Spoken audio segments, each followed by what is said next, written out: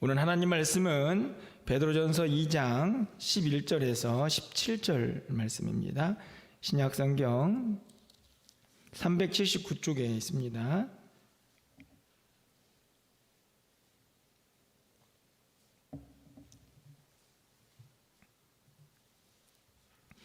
베드로전서 2장 11절에서 17절 말씀을 한 절씩 교독하고 마지막 17절은 함께 읽겠습니다. 사랑하는 자들아, 거류민과 나그네 같은 너희를 권하노니 영혼을 거슬러 싸우는 육체의 정욕을 제어하라.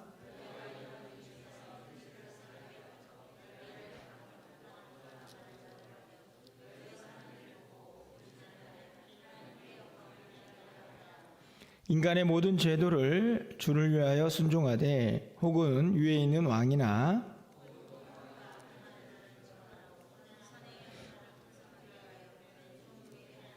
곧 선행으로 어리석은 사람들의 무식한 말을 막으시는 것이라.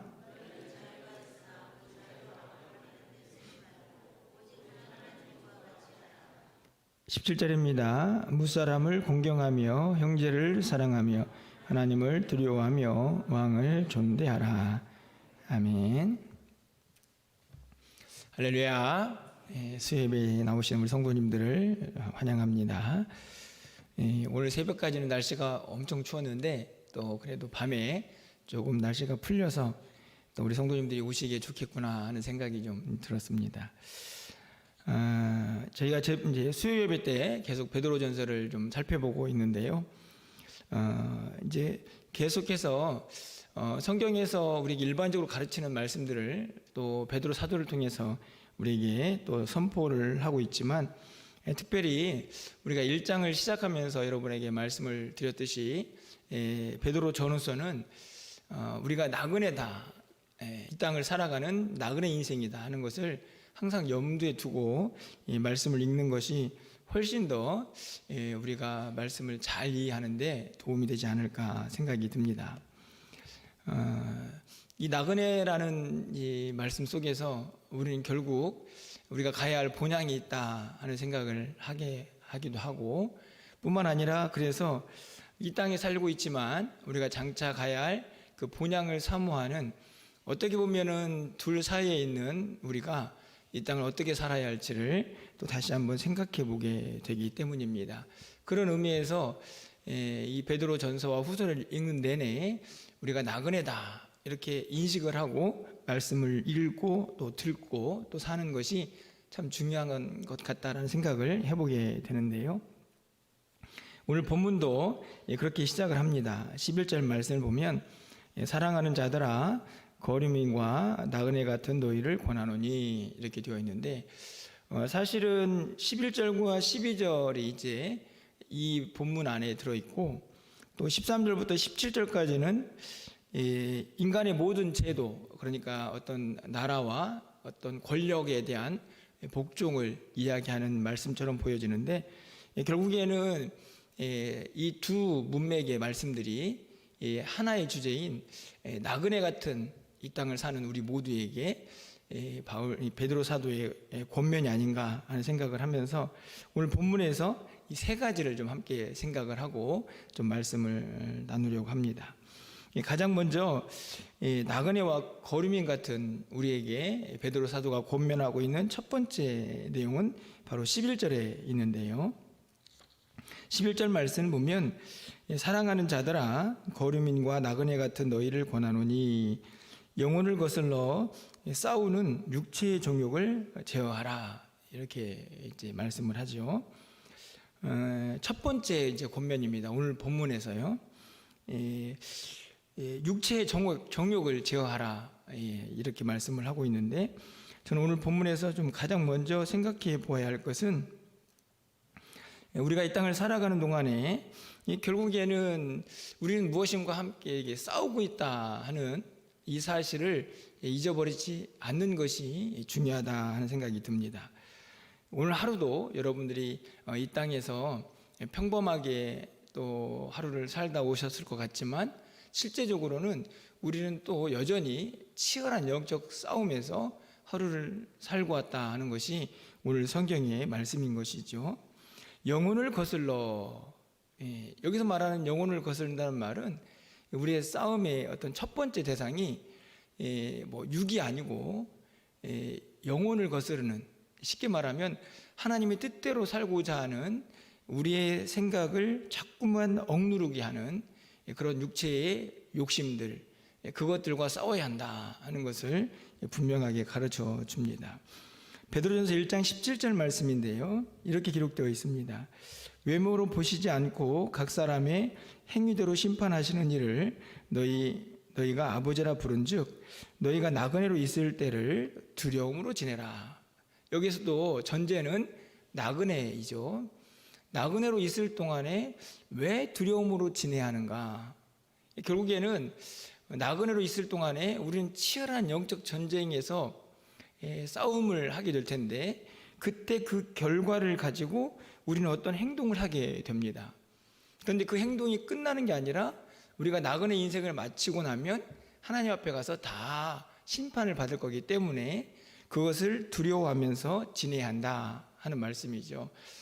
이 1장에 있는 17절의 말씀도 결국에는 이 나그네의 인생이 우리에게 이 치열한 영적 전쟁이 있음을 의미하고 있는 그 말씀과 다르지 않다, 이런 생각이 듭니다. 오늘 베드로 사도는 가장 먼저 우리는 이 땅을 사는 동안에 나그네지만 그냥 정처 없이 떠도는 게 아니라 매 순간 치열한 영적 전쟁을 하며 삽니다. 그러니 그 육체의 정욕을 잘 제어하십시오라고 그렇게 권면을 하고 있는 거죠. 우리가 잘 알다시피 이 베드로 사도만 그런 것이 아니죠. 바울 사도도 똑같은 권면을 합니다. 로마서 7장 22절 23절 말씀을 보면 내 속사람으로는 하나님의 법을 즐거워하되 내 지체 속에서 한 다른 법이 내 마음의 법과 싸워 내 지체 속에 있는 죄의 법으로 나를 사로잡는 것을 보는도다. 어려운 말처럼 보이지만 결국에는 우리 안에서 둘이 싸운다 하는 거죠. 오늘 본문에 있는 말씀과 다르지 않습니다. 영혼을 거스르는 육체의 정욕이 자꾸만 하나님의 말씀대로 뜻대로 살고자 하는 것을 방해하고 있다 하는 것을 이 바울 사도도 똑같이 이야기를 하고 있다 하는 것입니다. 갈라디아서 5장 17절 말씀을 좀 보실까요? 이 구절은 우리가 함께 좀 읽어보도록 하겠습니다. 화면을 통해서 함께 읽겠습니다. 육체의 소욕은 성령을 거스르고 성령은 육체를 거스르나니 이 둘이 서로 대적함으로 너희가 원하는 것을 하지 못하게 하려 함이니라. 그렇죠. 이 말씀들을 보면은 우리가 이 땅을 나그네로 사는 것 자체도 벌써 나그네가 주는 그 이미지가 뭔가 좀 허탈하고 방황하고 뭔가 정처 없이 떠도는 것 같은 그런 어떤 느낌이 드는데, 그것만이 끝이 아니고 너희들은 이 영혼을 거스르는 이 육체의 정욕을 싸워서 이겨내야 한다 하고 말씀을 하고 있으니 끊임없이 내 안에서 말씀대로 살고자 하는 마음과 또 악을 행하는 마음들이 계속 충돌을 하면서 싸우고 있으니 우리가 나그네의 삶이 결코 쉽지 않다 하는 것을 우리가 알 수가 있는 것이죠. 사실은 이 끊임없는 싸움에서 이 베드로 사도가 오늘 권면하고 있는 것은 제어해야 한다 하는 거죠. 이 싸움의 실체를 안 다음에는 그 다음에는 해야 될 일이 육체의 정욕을 제어하는 것입니다. 제어한다. 이 말은 자제한다, 삼가한다 하는 말인데요. 저는 그냥 일종의 이 자동차로 생각을 해보면 브레이크라고 생각이 듭니다. 그렇죠? 이렇게 가면 안 되는데, 이쪽으로 가면 안 되는데 너무 빨리 가는구나. 부딪히겠네. 이런 생각이 들 때 여러분들이 브레이크를 밟지 않습니까? 이게 제어 장치인데 이 육체의 정욕을 제어하는 장치가 반드시 있어야 한다 하는 것입니다. 왜냐하면 이걸 그냥 두면 이게 막 달려가 가지고 결국 우리를 멸망케 할 것이기 때문이죠. 그러니까 지금 우리는 이 11절 말씀을 통해서 가장 먼저는 우리는 나그네 인생이지만 이 땅에서 치열한 영적 전쟁에 놓여져 있습니다 하는 이 싸움의 실체를 이해하는 것, 그리고 나서는 그렇기 때문에 반드시 우리 안에서 하나님의 뜻대로 살지 못하게 하는 우리의 육체의 정욕을 제어할 수 있는 그런 능력을 소유해야 한다 하는 것을 우리에게 가르쳐주고 있는 것이죠. 여러분 어떠신가요? 여러분 오늘 하루 이 땅을 사시면서 나그네 인생이었는데 어떻게 우리 안에 있는 육체의 정욕들을 좀 잘 제어하시면서 살다가 이곳에 오셨습니까? 뭐 다른 게 아닙니다. 그냥 하루를 돌아보면 항상 기뻐하지 못하고 우리 안에 막 불안과 염려가 있었다. 그것도 육체의 한 모습이죠. 이 죄악된 본성은 우리를 자꾸만 염려와 근심에 쌓이게 하기 때문입니다. 오늘 또 하루 내 입에서 또 얼마나 거친 말을 했을까 생각해 보면 그 또한 육체의 정욕을 제어하지 못한 것입니다. 다시 말하면 뭐 엄청나게 큰 죄가 아닐지라도 우리는 끊임없이 우리 안에서 이 죄악된 본성을 가지고 느끼면서 이것들이 자꾸만 하나님의 말씀대로 살지 못하게 하는 그런 상태로 우리를 끌고 가는데 그것을 제어하는 능력이 필요하다 하는 것이죠. 저는 너무너무나 중요한 장치라고 생각이 드는데요. 그 장치가 뭘까요? 우리는 성경에서 이 육체의 정욕을 제어하는 장치가 있는 것을 보게 되는데 갈라디아서 5장 16절 말씀이 이렇게 기록이 되어 있습니다. 내가 이르노니 너희는 성령을 따라 행하라. 그리하면 육체의 욕심을 이루지 아니하리라. 그렇죠. 이 구절을 보면 육체의 욕심은 아까 얘기했던 것처럼 오늘 11절에 육체의 정욕인데 이것을 제어하려면 무엇을 따라서 행하라고 말씀하고 있냐면 성령을 따라서 행하면 자연스럽게 육체의 정욕은 제어가 된다. 이렇게 말씀을 합니다. 매우 중요하죠. 그러니까 쉽게 말하면 이 말씀을 통해서 이 육체의 정욕의 제어 장치는 한 가지 기억해야 할 것이 나에게 있지 않다 하는 것입니다. 이거 매우 중요합니다. 여러분들이 왜 우리가 자꾸 넘어지고 무너지는가? 그 넘어지고 무너지는 것은 육체의 정욕에 지는 거거든요. 그런데 생각해 보면 왜 그런가 보면요, 결국에는 자꾸만 내 힘으로 그 싸움을 이길 수 있다 생각하는 교만이 아닌가 여겨집니다. 성경은 분명히 성령을 따라서 행할 때만 우리가 육체의 욕심을 이루지 않을 수 있다, 그것을 제어할 수 있다고 말씀을 하고 있는데, 그래서 성령님을 의지하고 그분에게 우리의 삶을 맡겨야만 우리가 이 육체의 욕심을 이겨낼 수가 있는데, 제어할 수가 있는데, 자꾸만 내 힘으로 하려다 보니까 거기 안에서 무너지고 또 실망할 때다 많이 있지 않나 하는 생각이 드는 것이죠. 이 육체의 욕심을 제어하는 장치가 우리 안에 있지 않다는 사실은 또 다른 성경 구절에서도 확인이 됩니다. 여러분 시편 말씀을 좀 가서 볼까요? 시편 119편의 19절과 54절 말씀인데, 먼저 19절을 보면 나는 땅에서 나그네가 되었사오니, 여기도 나그네라는 걸 전제로 하죠. 주의 계명들을 내게 숨기지 마소서. 나그네 인생이 이 땅에서 살아가는 삶의 방식 중에 가장 중요한 것 중에 하나가 하나님의 말씀을 붙잡는 것입니다. 말씀을 붙잡고 살아갈 때에 우리가 육체의 욕심을 따르지 않을 수가 있다는 것이죠. 왜냐하면 나그네이기 때문에 그렇습니다. 자, 시편 119편 54절도 보면 내가 나그네 된 집에서 똑같이 말씀하고 있죠. 주의 율례들이 나의 노래가 되었습니다. 이 말도 다르지 않습니다. 하나님의 말씀을 통해서 우리는 나그네 된 인생에서 육체의 욕심들이 일어날 때마다 그것을 제어하는 능력을 얻게 됩니다. 이렇게 살면 안 되지, 하나님께서 이렇게 말씀하셨지, 이렇게 말씀을 붙잡는 것이죠. 이 또한 내 안에 있지 않습니다. 말씀의 능력을 사모하는 자에게 육체의 욕심을 제어할 수 있는 능력이 생겨나는 거죠. 여러분 시편 1편 말씀 혹시 기억이 나십니까? 제가 주일에도 말씀을 드렸지만 시편 1편에 있는 말씀 보면 복 있는 사람은 하나님 말씀을 주야로 묵상하면서 악인의 꾀를 따르지 않죠. 그 악인의 꾀가 뭐냐면 육체의 욕심입니다. 그거 따라가면 정욕대로 사는 거지 않습니까? 그런데 주야로 묵상하는 사람은 그걸 이겨낼 힘이 생겨나는 거죠. 그러니까 육체의 욕심을 제어하는 성도의 매우 중요한 장치는 말씀인 것입니다. 결국에는 첫 번째로는 성령을 따라 행하고 하나님 말씀의 능력을 힘입고 그래야만 나그네로 사는 우리 인생에서 우리 안에 일어나는 육체의 정욕들을 제어할 수 있는 힘이 생겨나는 거죠. 어디를 봐도 우리 안에 있다고 말하지는 않습니다. 우리의 능력은 그 육체의 욕심을 제어할 능력이 없습니다.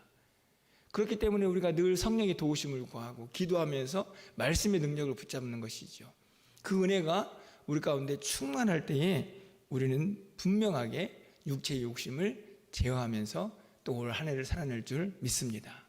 여러분, 올 한 해 새롭게 시작하고 또 이제 며칠이 지나가고 있는데 여러분들 올 한 해는 꼭 다짐했으면 좋겠습니다. 하나님, 내가 육체의 욕심에 지지 않겠습니다. 이 영혼을 거스르는 육체의 욕심을 따르지 않고 말씀대로 순종하면서 성령이 원하시는 삶을 살겠습니다 라고 여러분이 다짐하시고 우리 안에 있는 우리 욕심들을 잘 제어하셔서 하나님이 원하시는 기쁨의 한 해를 살아갈 수 있기를 간절히 소망합니다.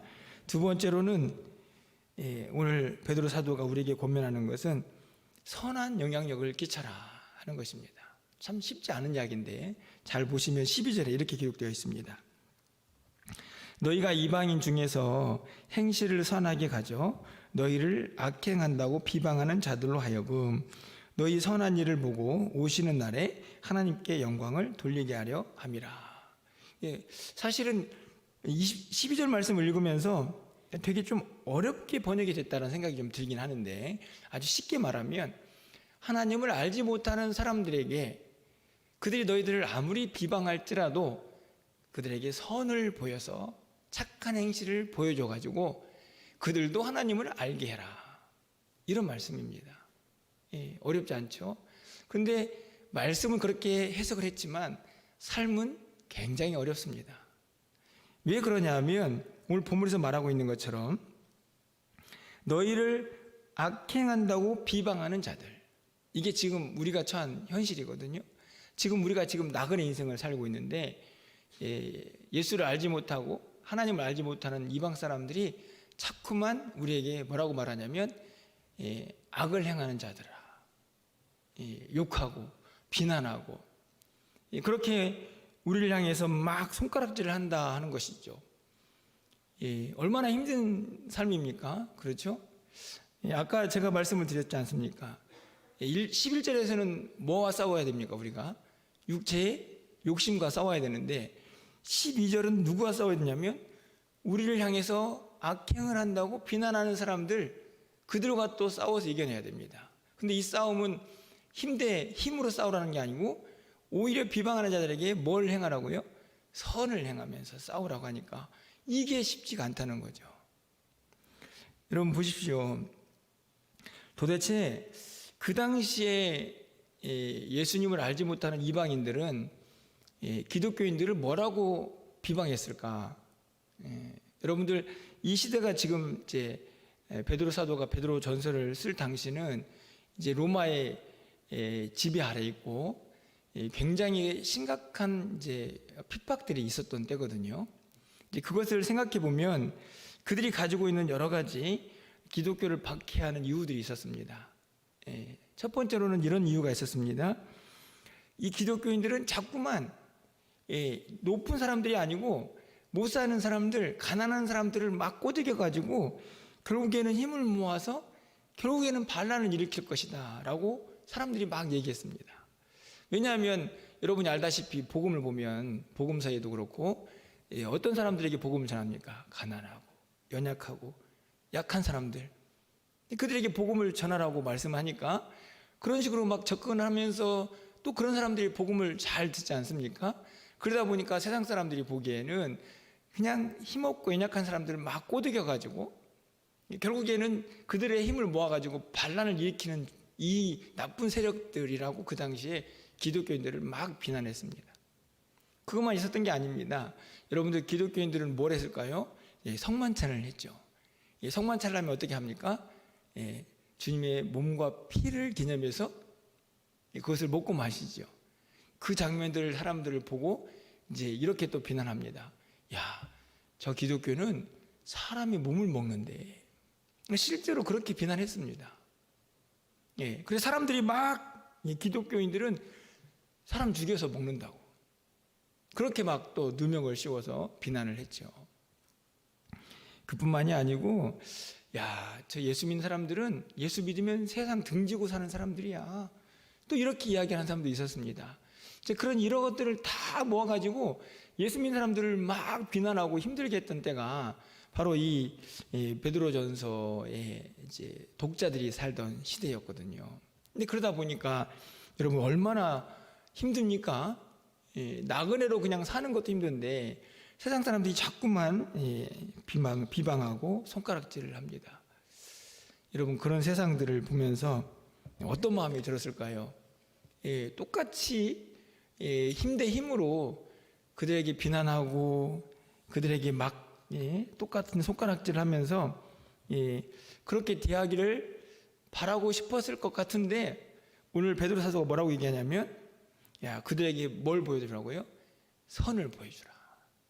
그들이 아무리 우리에게 악행을 한다고 비방하고 손가락질해도 그들에게 선을 행해야 한다. 이렇게 권면을 하고 있는 것입니다. 이 말씀을 보니까요, 로마서에 이런 말씀이 떠오릅니다. 12장 21절의 말씀을 보면 악에게 지지 말고 선으로 악을 이기라. 악에게 지지 말고 악을 이겨라. 이렇게만 이야기하면 뭔가 좀 뭔가 힘을 좀 발휘해 가지고 이길 수 있을 것 같은데 그 악을 대항하는 선을 가지라고 얘기하니까 이게 쉽지 않은 거죠. 오늘 본문과 다르지 않습니다. 비방하는 사람들에게 선을 행해라. 베드로전서 2장 15절 말씀을 좀 잠깐 내려가서 보시면 거기에도 이런 말씀이 있습니다. 곧 선행으로 어리석은 사람들의 무식한 말을 막으시는 것이 하나님의 뜻이다. 이게 똑같죠. 아까 얘기했던 것처럼 무식한 거 아닙니까? 성만찬을 한다고 해서 우리가 진짜 사람의 몸과 피를 먹는 게 아니지 않습니까? 우리가 가난한 사람들에게 복음을 전한다고 해서 그들을 꼬드겨 가지고 뭐 반란을 일으킬 것도 아니고 예수 믿는다고 세상과 등지는 것도 아니죠. 무식한 말입니다. 잘 모르는 것들, 모르고 한 말들이죠. 근데 그런 사람들에게 똑같이 힘과 힘으로 비난하면서 대하지 말고 오히려 선을 행하라. 이게 하나님 뜻이다. 이렇게 말씀을 하고 있다 하는 것입니다. 이런 베드로전서 2장 20절 말씀을 보면요, 고난을 받고 참으면 이는 하나님 앞에 아름다우니라. 이게 이제 다음에 나눌 말씀이니까 이것도 보면은 고난 받고 참으면서 하나님 앞에서 선을 행하는 것이 아름다운 일이다. 이렇게 말씀을 하는 거죠. 여러분 어떻습니까? 결코 쉽지 않은 일이죠. 우리가 일반적으로 우리의 본성은 나에게 잘 대해주는 사람에게 우리도 잘해주고 싶은 마음이고, 나를 향해서 비난하고 손가락질을 하는 사람에게는 나도 똑같이 해주고 싶은 마음이 우리 안에서 가득합니다. 열심히 설교를 하고 있는 저도 똑같죠. 그런데 그것은 그렇게 하면 육체의 욕심에 지는 거랑 똑같습니다. 11절과 다르지 않죠. 그 마음을 우리가 이겨내서 당신이 아무리 나에게 악을 행해도 나는 당신 앞에서 선을 행할 겁니다. 이게 선으로 악을 이기는 것이거든요. 이런 삶을 살라고 오늘 열심히 말씀이 우리에게 가르쳐주고 있다는 것입니다. 결국 쉽지 않죠. 그런데 여기서 또 한 가지 생각해야 될 것이 있습니다. 무슨 말씀인가 하면 여러분들 다시 12절 말씀을 가서 보면 거기에 선한 일을 보고라고 되어 있죠. 너희의 선한 일을 보고. 이 말은 여러분을 누군가가 보고 있다는 것입니다. 이게 되게 단순해 보이지만 굉장히 중요한 말씀입니다. 여러분이 지금 하고 있는 행동들, 여러분이 하고 있는 말들, 그것을 누가 다 보고 있느냐? 그 악한 비방을 하는 사람들이 다 보고 있습니다.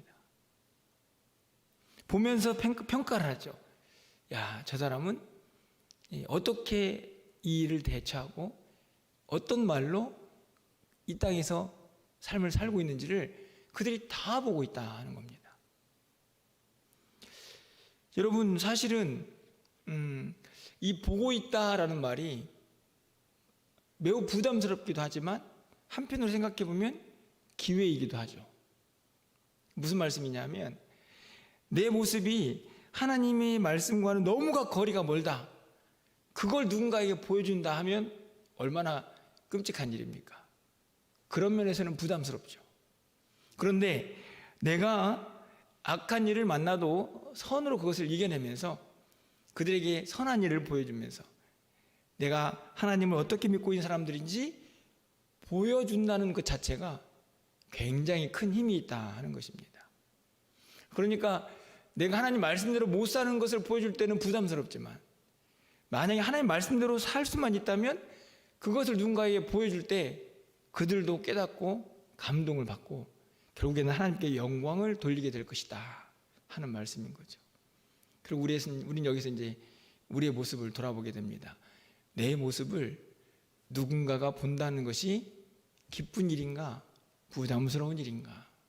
여러분 어떠신가요? 여러분 오늘 하루에 어떤 모습을 여러분의 이웃 사람들이 보았을 때 야, 저 사람 보면 정말 예수님 믿는 사람들은 대단한 것 같아. 이런 칭찬을 받았다면 보는 것이 좋은 일이겠죠. 야, 나 저 사람 보니까 아이고 예수 믿고 싶지 않아. 저렇게 믿을 바에는 내가 교회를 내가 왜 다녀? 라고 한다면 그 봄은 굉장히 부담스러운 봄일 것입니다. 그런데 오늘 분명히 깨달아야 할 것은 어떻든지 간에 우리의 행실을 누군가가 보고 있고 어떤 식으로든지 영향을 받는다 하는 것입니다. 여러분 오늘 하루도 마찬가지죠. 여러분 주변에 믿는 사람들이 많았습니까? 믿지 않는 사람들이 많았습니까? 다 보고 있었습니다. 그리고 어떤 형태로든지 간에 그들은 여러분을 평가하면서 그 안에서 예수 믿는 사람은, 하나님을 아는 사람은, 교회를 다니는 사람은 이렇게 마음속에 어떤 결론을 내렸을지도 모른다 하는 말씀입니다. 여러분 이 보다라는 말을 조금 더 잘 정리해 볼 수 있지 않을까요? 베드로전서 3장인데 이후에 또 살펴보겠지만 3장 1절과 2절에 이렇게 말씀이 기록되어 있습니다. 이 말씀은 어떤 말씀이냐면 아내들이 남편에게 순종해야 하는 이유인데요.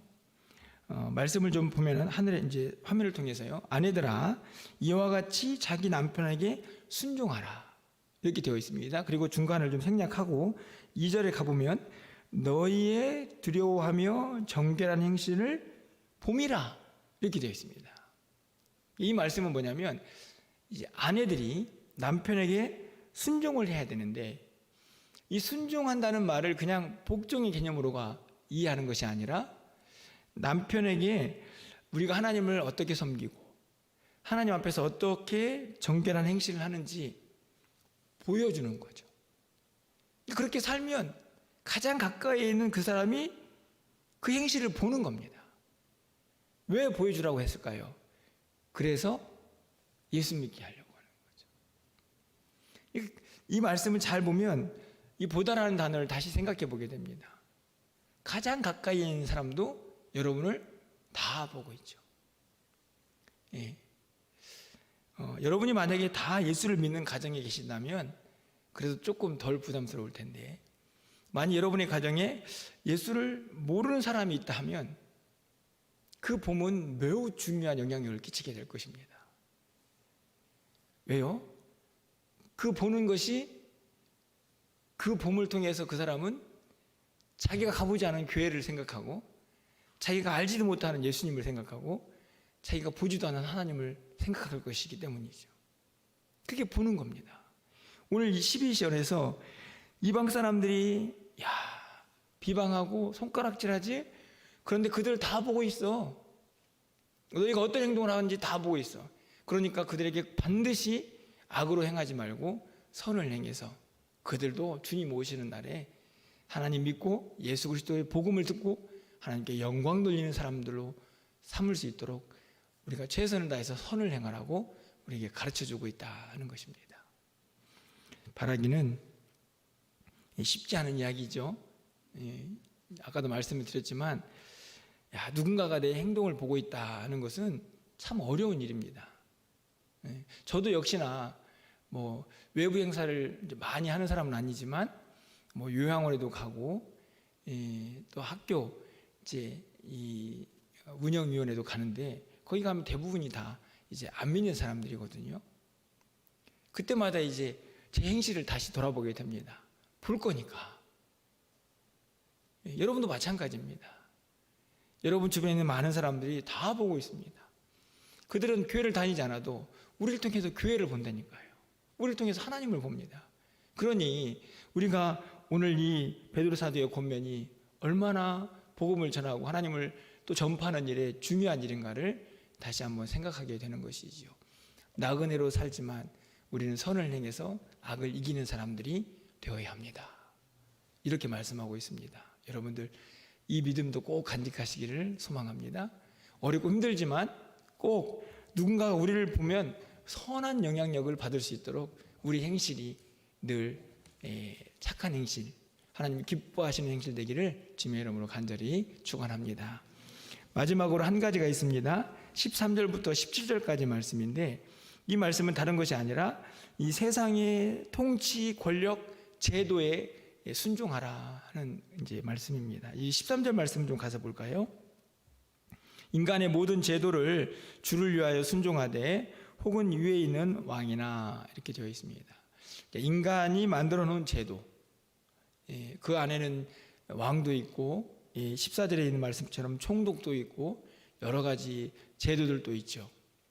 근데 그 제도에 순종하라 이렇게 얘기합니다. 그런데 여기서 가장 중요한 것은 누구를 위해서 순종하느냐 하는 거죠. 여러분 13절 다시 보시면 모든 인간의 제도를 누구를 위해서? 주를 위해서 순종하는 겁니다. 너무 중요하죠. 이 말은 인간의 모든 제도가 완벽하다 그렇게 말하지 않습니다. 사실은 아까 말씀드린 것처럼 이 당시에 로마의 정부는 기독교인들을 엄청 핍박했습니다. 만약에 이 상황에서 만약 이렇게 얘기를 했다면 어땠을까요? 싸워라! 너희들을 핍박하는 저들을 향해서 칼을 들어라! 만약에 이렇게 얘기를 했다면 어떻게 됐을 것 같습니까? 제가 보기에는 기독교인들은 다 죽었을 겁니다. 오늘 이 13절 말씀은 굉장히 중요한 의미를 담습니다. 이 땅의 제도가 완벽해서 순종을 하는 게 아닙니다. 질서, 그곳에서 이 법의 테두리 안에서 질서를 지키지 않으면 나라가 혼란스럽고 결국은 이 교회도 존재할 수가 없고 성도의 믿음도 존재할 수가 없는 상황에 이르기 때문에 결국에는 주를 위하여라는 단어를 사용하게 되는 것이죠. 결국 너희들의 믿음, 신앙생활 그것을 지켜내기 위해서는 결국은 인간이 만든 제도가 완벽하지 않을지라도 그 안에서 순종할 수밖에 없다 하는 것이 오늘 이 베드로 사도의 권면입니다. 바울 사도 똑같죠. 여러분 잘 알다시피 로마서 13장에 있는 말씀을 보면 모든 권세는 하나님으로부터 왔다 이렇게까지 전제를 하고 그래서 복종해야 한다 이렇게 이야기도 합니다. 아까도 말씀드린 것처럼 인간의 제도가 완벽하기 때문에 그렇지 않습니다. 막 악을 행하는데 거기에 막 굴복하라는 얘기도 아닙니다. 주를 위하여 주님 때문에 믿음 때문에 질서를 지키고 그 안에서 기독교인의 삶을 살아내는 것을 오늘 본문이 말씀을 하고 있는 것이죠. 여러분 16절 말씀을 좀 가서 보십시오. 너희는 자유가 있으나 그 자유로 악을 가리는 데 쓰지 말고 오직 하나님의 종과 같이 하라. 여기도 결국은 우리 안에 자유가 있어서 마음대로 할 수 있지만 결국에는 누구의 종이냐, 누구의 통제 안에 있느냐, 세상이 아니고 누구의 종입니까? 하나님의 종. 여러분 보십시오. 17절도 마찬가지입니다. 17절 말씀 마지막으로 좀 함께 볼까요? 함께 읽겠습니다. 무사람을 공경하며 형제를 사랑하며 하나님을 두려워하며 왕을 존대하라. 여기 보면 굉장히 다양한 사람들이 나오죠. 무사람은 모든 사람들입니다. 성도는 모든 사람을 그들의 어떤 신분의 격차나 뭐 재산의 유무에 상관없습니다. 모든 사람은 공경의 대상이에요. 이건 하나님의 형상으로 만들어졌기 때문입니다. 형제를 사랑한다. 여기 형제는 이제 믿음의 공동체 안에 있는 형제들이죠. 그들은 사랑하고 그리고 끝에 보면 왕은 존대하고 그런데 무사람, 형제, 왕은 다 이 땅의 인간이죠. 그렇죠? 하나님은 그럼 어떻게 하라고 합니까? 여기서 하나님은 두려워하고 이게 중요합니다. 왜요? 우린 16절에서 누구의 종이니까? 하나님의 종이니까. 우리가 왜 세상의 제도에 복종합니까? 13절에서 주를 위해서. 아주 분명한 사고를 가지셔야 합니다.